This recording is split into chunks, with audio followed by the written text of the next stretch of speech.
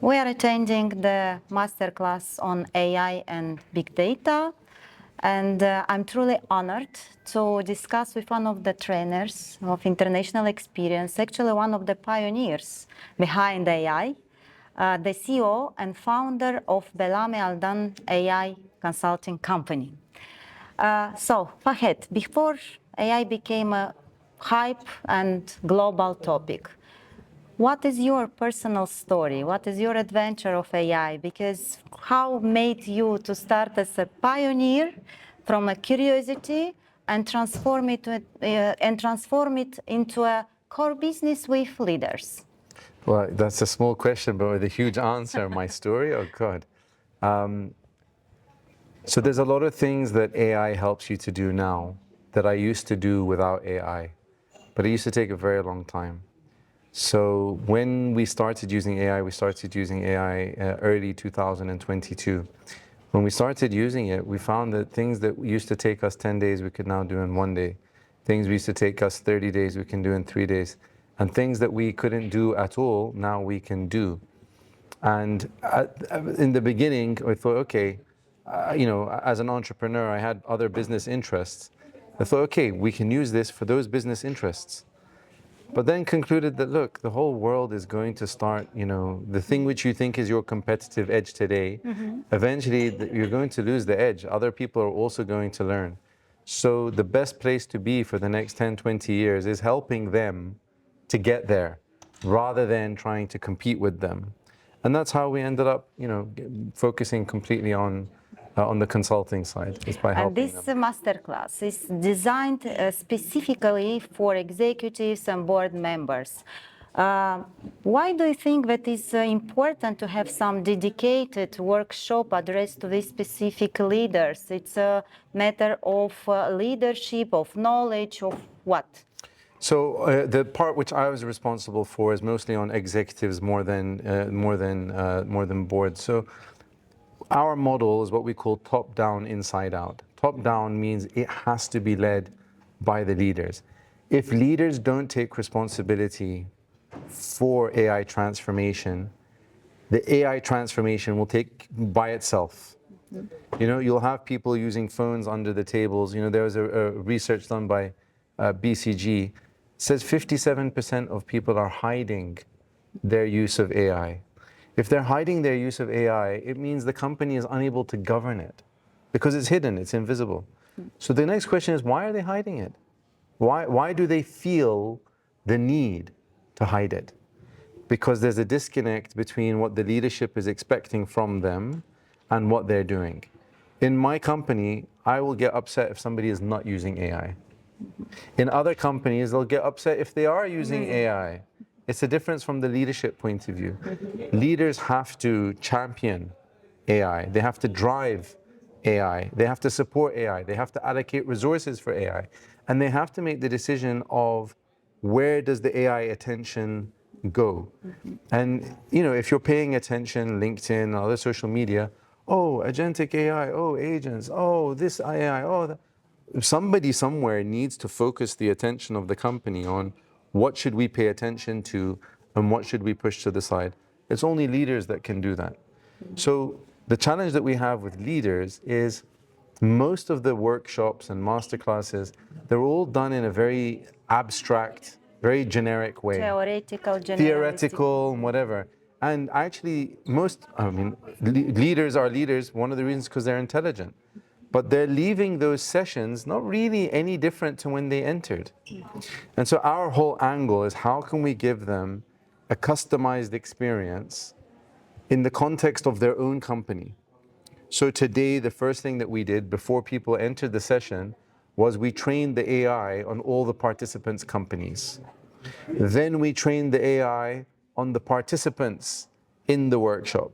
So whenever anybody was doing any activity, it was very specific to them that they could really feel and understand these concepts in their own business rather than just theory. Very practical and applicable on their own business, on their own roles that they are doing in their companies. Exactly. And you have mentioned actually it's not anymore a problem of adoption AI. which it was a couple of years ago that everyone was discussing it's a time for it, it's not the right time. Now it's a problem with empowerment. Yeah. And the leadership starts with this. So Yeah. the transformation starts with the leaders. I'm a CEO of a company, and I attended these 2 days of very practical masterclass. What kind of skills of knowledge I'm going to take will be my takeaways in order to apply in my company tomorrow? What I'm going to do differently after your masterclass? Well, I think there are 3 main things that you have to consider, as far as people are concerned. The first one is safety. When people are using AI, they need to be using it safely to make sure that whatever they're doing, AI is supposed to make things go up. If by mistake they're making things go down, what was the point? So the concept of safety and what does safety involve?